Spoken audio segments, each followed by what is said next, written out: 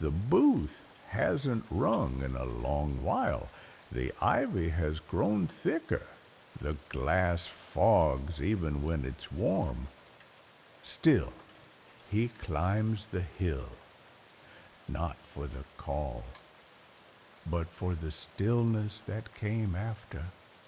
He steps inside, places one hand on the receiver, and listens,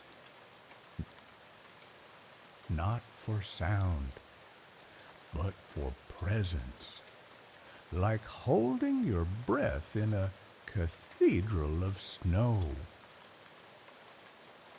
Then one evening, he doesn't climb. He watches the hill from his window, lets the steam from his tea draw spirals in the cold air. The booth stands quiet, but not alone.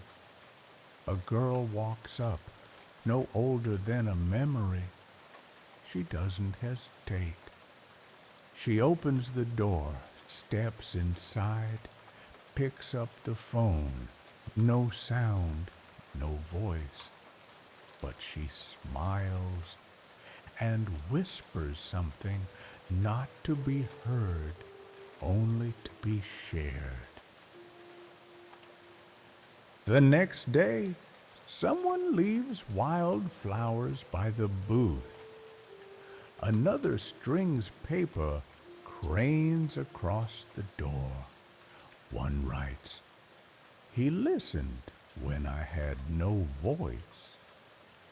On the glass, in chalk, the man sees it all, says nothing, but in his chest something softens.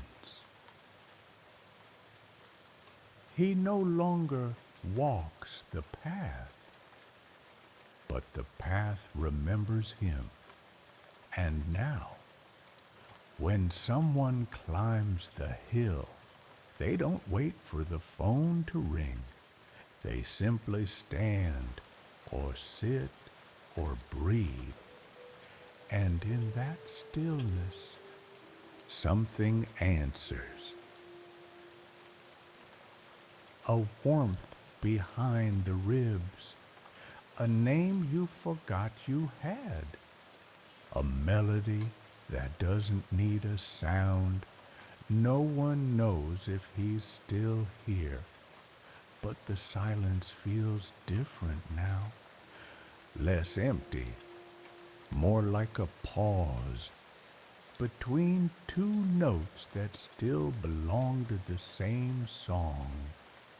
Some say they've heard him in the wind, or in the way the booth glows just before sunrise.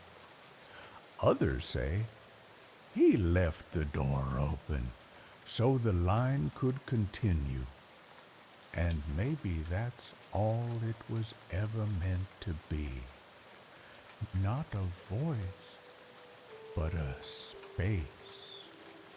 space where the world finally listens back. When the world sleeps, let the silence stay.